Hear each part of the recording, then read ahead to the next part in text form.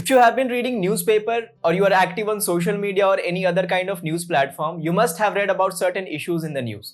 इसमें से जो सबसे प्रोमिनेंट न्यूज था वो है पतंजलि के against contempt of court case, जो कि सुप्रीम कोर्ट में अभी चल रहा है। तो लास्ट ईयर सुप्रीम कोर्ट में एक इंडियन मेडिकल एसोसिएशन ने पतंजलि के अगेंस्ट एक लॉ सूट फाइल की, जिसमें ये बोला गया कि पतंजलि ने मिसलीडिंग एडवर्टाइजमेंट डाली थी न्यूज़पेपर्स में। बेसिकली सुप्रीम कोर्ट का ये कहना था कि Patanjali can promote its own product but it can not demean the other evidence based medicine.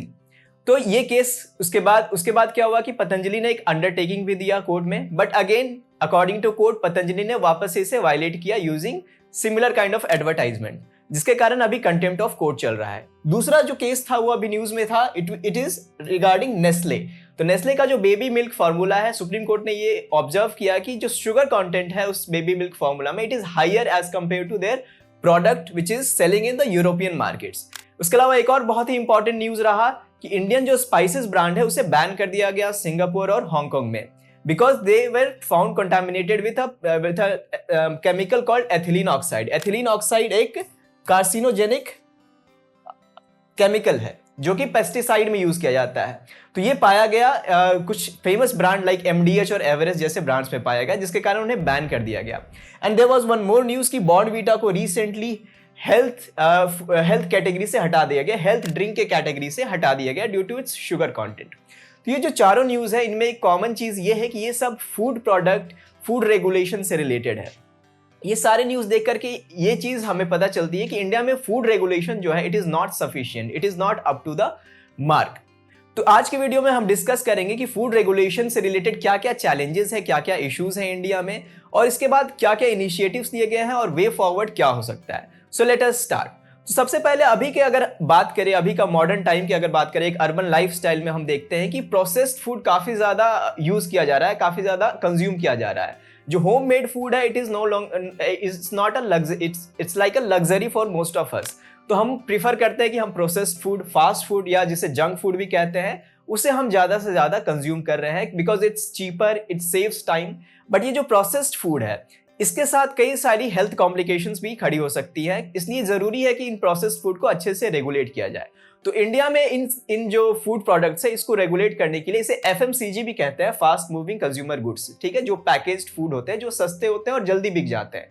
तो ये जो FMCG प्रोडक्ट्स है इन्हें रेगुलेट करने के लिए इंडिया में there is a body called FSSAI, food safety and standard authority of India.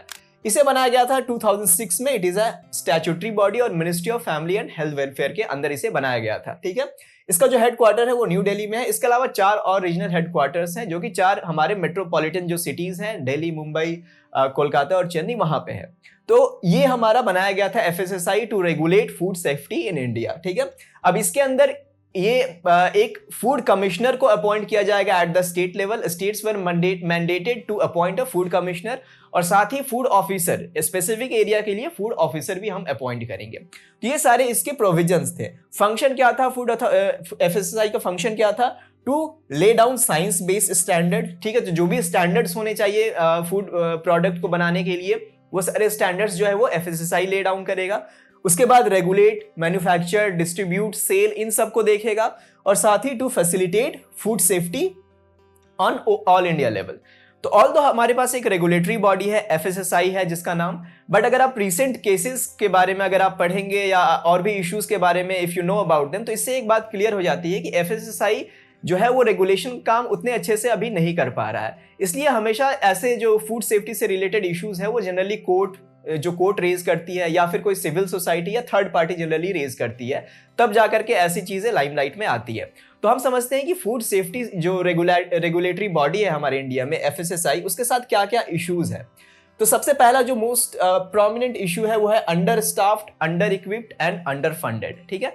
तो FSSAI करेंटली काफी ज्यादा अंडर फंडेड है, जिसके कारण जो इंफ्रास्ट्रक्चर है वो डेवलप्ड नहीं है। अगर हम फूड सेफ्टी लैब की बात करें, जहां फूड को टेस्ट किया जाता है, फूड टेस्टिंग लैब, वो काफी कम है इंडिया में। अगर हम पर मिलियन पॉपुलेशन के हिसाब से बात करें तो it is much lower than let's say America और चाइना, ऐसी कंट्री से काफी ज्यादा कम है इंडिया में। साथ ही मैन पावर भी कम है, जिसके कारण बहुत सारे फूड टेस्टिंग लैब्स को बंद करना पड़ गया था।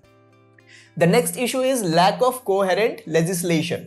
तो फूड स्टफ एडल्ट्रेशन जैसे इश्यूज जो है वो कंकरेंट लिस्ट में है, जिसके कारण एक यूनिफॉर्म लेजिस्लेशन जो है, there is a lack of uniform legislation, uniform regulation on all India level. इस पे सेंटर भी बना सकती है लॉ, स्टेट्स भी बना सकती है, तो एक यूनिफॉर्मिटी नहीं है अभी तक। तो ये नेक्स्ट इशू है फूड रेगुलेशन में इंडिया में।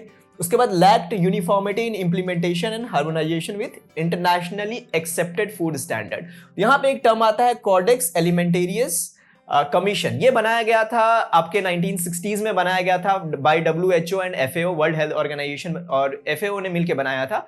It is basically an international body जो कि फूड सेफ्टी और स्टैंडर्ड्स जो है वो कहीं ना कहीं वो गाइडलाइंस जो है वो इशू करती है कि क्या स्टैंडर्ड्स होने चाहिए फूड प्रोडक्ट्स के। तो इंडिया का जो अभी भी food safety standard, it is not aligned with the internationally accepted guidelines. तो ये एक इशू है। Although India is a member of codex alimentarius, but अभी भी जो हमारे जो आपके स्टैंडर्ड है वो it is not up to that mark. Next issue है ओवरलैपिंग ज्यूरिसडिक्शन। तो ऑल्दो FSSAI जो एक बॉडी है जो कि फूड रेगुलेशन करती है, फूड प्रोडक्ट्स को आपका सर्टिफाई करती है, बट इसके अलावा और भी बॉडीज है, लाइक एगमार्क है, एग्रीकल्चर मार्केट, उसके बाद BIS है, ब्यूरो ऑफ इंडियन स्टैंडर्ड। तो कहीं ना कहीं इन सब बॉडीज के बीच में एक सर्टिफिकेशन को लेके एक ओवरलैपिंग है विच कैन क्रिएट कंफ्यूजन, ठीक है। तो ये भी एक इशू है। And last is the lack of consumer awareness and confidence, ठीक है।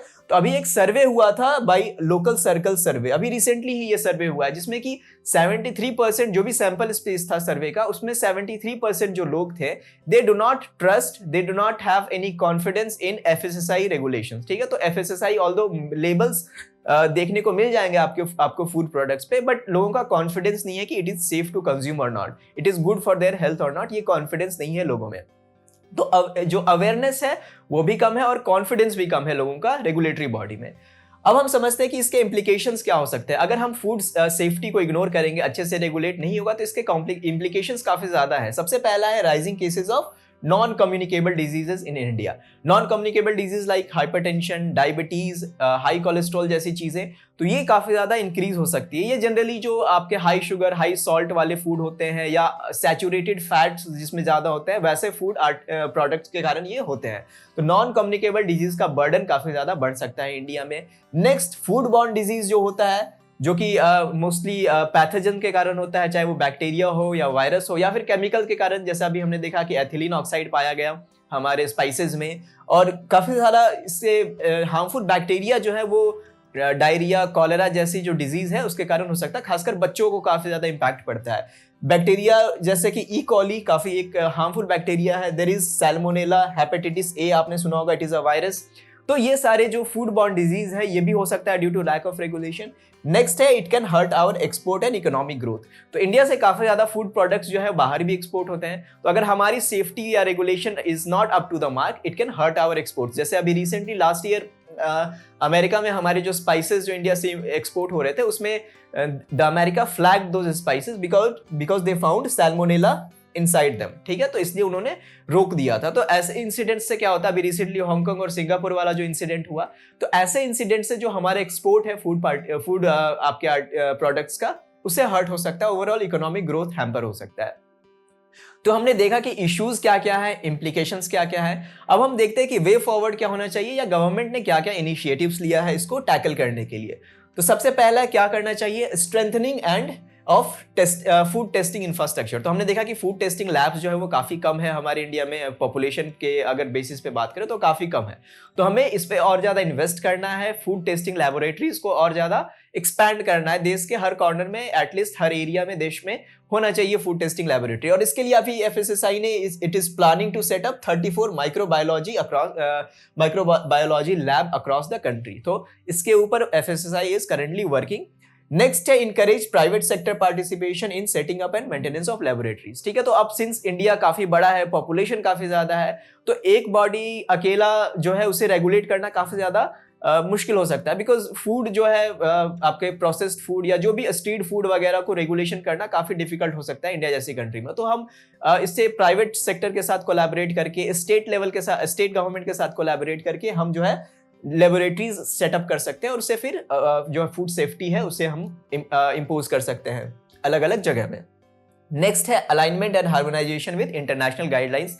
तो जो कोडेक्स एलिमेंट्रियस का जो गाइडलाइन है रिगार्डिंग फूड सेफ्टी स्टैंडर्ड, उसके साथ हमें कोशिश करनी चाहिए कि हमारा जो फूड सेफ्टी स्टैंडर्ड है, जो कोड है, वो अलाइन हो, ताकि एक स्टैंडर्ड हो, हमारा जो फूड सेफ्टी है वो एक स्टैंडर्ड लेवल का हो, it should be comparable to any other country in the world.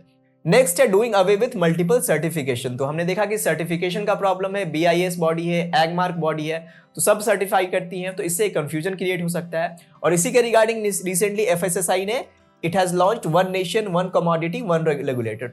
तो बेसिकली गवर्नमेंट ने डिसाइड किया कि जितने भी फूड प्रोडक्ट है उसका जो सर्टिफिकेशन है वो FSSAI ही करेगी पूरे कंट्री में। तो there will be one certification body which will be much better than the current situation. उसके बाद अवेयरनेस हम इंक्रीज कर सकते हैं। तो अवेयरनेस सिर्फ कंज्यूमर लेवल पे नहीं, प्रोड्यूसर लेवल पे भी अवेयरनेस हम इंक्रीज कर सकते हैं, क्योंकि बहुत सारे micro small medium food producers हैं हमारे कंट्री में, वैसे इंटरप्राइज है जो कि फूड प्रोडक्ट्स बनाती है, तो they are not aware of food safety standard या जो हाइजीन स्टैंडर्ड है, they may not be aware of it. तो इसके लिए एक स्कीम लॉन्च किया गया था, हमारा फूड मित्रा स्कीम, जो हमारे स्मॉल और मीडियम फूड जो आपके प्रोसेसिंग यूनिट्स हैं उनको जाकर के अवेयर कराना about the food safety standards and hygiene standards. तो इसके लिए एक स्कीम भी लॉन्च किया गया था। And last is mass media campaign. तो मीडिया के थ्रू हमें एक हेल्दी ईटिंग हैबिट्स को हमें सपोर्ट करना चाहिए, एक हाइजीन लेवल को सपोर्ट करना चाहिए, एक एडवर्टाइज करना चाहिए। इसके लिए ईट राइट मूवमेंट भी लॉन्च किया गया था कुछ साल पहले, और साथ ही एक हार्ट अटैक रिवाइंड, तो जो कि आपका ऐसे फूड जो है प्रोसेस्ड फूड खाने से जो डिजीज हो सकती है, वो उन चीज़ों को लेकर के कैंपेनिंग भी करनी चाहिए, लोगों को अवेयर कराना चाहिए about the harmful effect of processed food, या फिर फूड सेफ्टी से रिलेटेड जो है अवेयरनेस और ज्यादा फैलाना चाहिए, ताकि लोग कभी भी फूड प्रोडक्ट कंज्यूम करने से पहले they should be concern about the safety standards. अब हम कंक्लूजन की बात करें तो इंडिया में जो फूड प्रोसेसिंग जो सेक्टर है वो एक सनराइज सेक्टर माना जाता है। डेटा की बात करें तो ग्रॉस वैल्यू एडेड जो है वो 2014 में जो फूड प्रोसेसिंग सेक्टर का था, इट वाज 1.3 ट्रिलियन रुपीस, जो कि 2022 में बढ़ के 2.08 ट्रिलियन रुपीस हो गया है, काफी ज्यादा बढ़ गया है। उसके बाद FDI का भी एक बहुत ही बड़ा रेसिपिएंट है जो फूड प्रोसेसिंग सेक्टर है, it is one of the major recipient of FDI in India. 2023 में इट रिसीव्ड अराउंड $6 बिलियन। और साथ ही एम्प्लॉयमेंट जनरेशन में बहुत बड़ा रोल है फूड प्रोसेसिंग सेक्टर का। टोटल ऑर्गेनाइज सेक्टर का अराउंड 12% जो है 12% जो है वो एम्प्लॉयमेंट जो है फूड प्रोसेसिंग सेक्टर प्रोवाइड कराता है।